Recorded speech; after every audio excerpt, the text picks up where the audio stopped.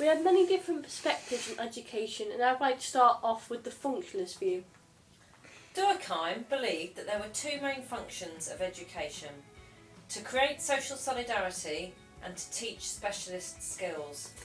Without social solidarity, social life and cooperation would be impossible because each individual would want to pursue their own selfish desires. The education system helps to transmit society's culture through both the formal and hidden curriculum because education acts as a society in miniature which prepares us for life in wider society. What's the difference between the formal and hidden curriculum? The formal curriculum is what you learn on a day-to-day basis, for example, history or English. The hidden curriculum is all of the things that aren't officially taught, for example, uniform and behaviour. So how does the education system teach specialist skills?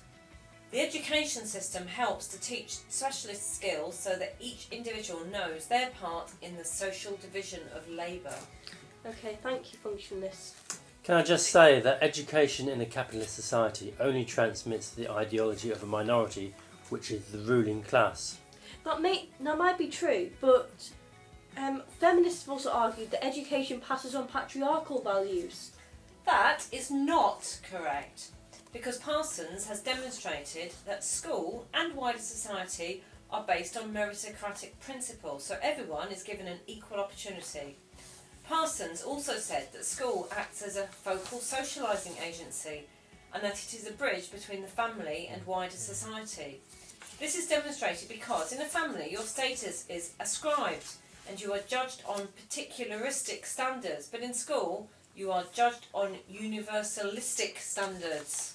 That is true, but an equal opportunity in education might not exist because there are other factors like social class and the old school tie network that have a bigger impact on achievement. Also, interpretativists like Wong have argued that functionalists have an over-socialised view of people because you view them as if they were just puppets in society.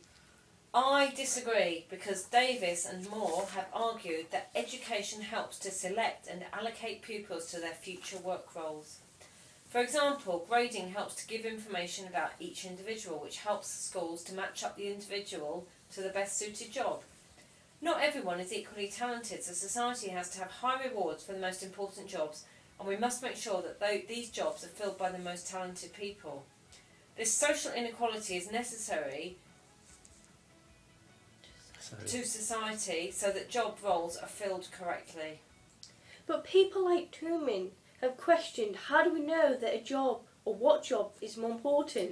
Because it's highly rewarded. So why are some jobs more highly rewarded than others?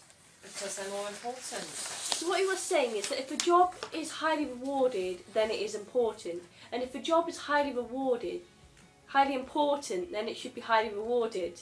Yes. Are there any objection to this? The new right? The state education system is inefficient because it fails to prepare young people for work, because it discourages efficiency, competition and choice. Okay, thank you for that discussion. We will now move on to the Marxist perspective. The education system creates docile workers who accept exploitation of the ruling class because it passes on capitalist values and it legitimises income and wealth inequalities. Do you have any evidence of this? Well, yes, Bowles and Gintis demonstrated that the hierarchical structure of school prepares pupils to accept the orders of their capitalist bosses when they move into employment. Education operations within the long shadows of the workplace. For example, alienation in the education system is mirrored in the workplace through alienation of the amount of pay an individual receives. Also, competition is supported in schools through having the top grades, and it is mirrored in the workplace through competition in pay and status. Okay, but critics have argued that your perspective is too far-fetched, simplistic and extreme, and it ignores the influence of the formal curriculum. Yes, but Willis did a study on a group of 12 working class boys and he couldn't find a simple correspondence between school and the workplace. He argued that there was a correspondence between school and work, but it was not produced by the school. The lads that he studied formed their own antisocial subculture, and that school was for a laugh and nothing else. Willis suggests that they prepared themselves for dead-end jobs and they prepared to accept them as their behaviour was mirrored in the workplace. Are there any other functions of the education system then? Well, yes, Althuser believes that the functions of the education are social control and to prepare individuals for the workplace. The education system has replaced the church as the main agency for ideological control.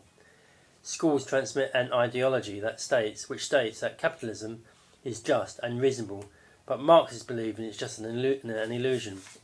Schools prepare pupils for their roles in the workforce because pupils are taught to accept future exploitation from their bosses, and qualifications help to legitimize high positions of power, which help to make people become the agents of exploitation and repression. This allows the ruling class to claim cultural legitimacy through the cultural capital, because education is part of the ideological state apparatus. Functionalists disagree because education benefits society as a whole, not just the ruling class. True, in some subjects like sociology, develop critical thinking, as Reynolds has suggested. These subjects give people the knowledge to challenge the capitalist system. We will now move on to the social democrat view of education. We believe that the functions of education are to promote greater equality, to reduce social class divisions, to promote economic growth, and to provide the equality of opportunity. We support the politics of comprehensive schools, growing the welfare state, and having a higher income tax for the rich. Our ideology is to redistribute the wealth. And the new right, what do you have to say about that? Well, we believe that the main functions of education are to raise standards, to train the workforce that is needed by businesses, and to promote economic growth. However, unlike the Social Democrats, we plan to do this by reducing state expenditure. We also support competition and parental choice to ensure that schools are at the highest quality. Our ideology is private enterprises reducing tax. Thank you. We will now hear from our final perspective, the postmodernists.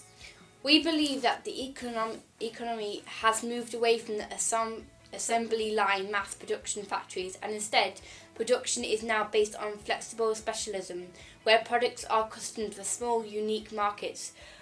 Baudrillard and Lyotard have contributed to this by demonstrating that the functions of education should be to create an adaptable, self-motivated workforce that is responsive to individual needs. How is this possible?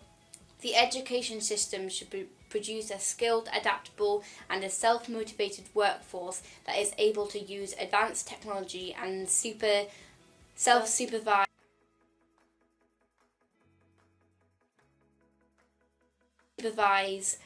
Schools should encourage the idea that people should only be trained when needed because it's globalised world technology and skills become obsolete quickly. In order to achieve this, education has to become more diverse and responsive to individual needs. That is understandable, but there are still many people who do low-paid jobs. Also, to add to your point, you seem to fail to see how education tries to control the way people think, and you underplay the importance of class.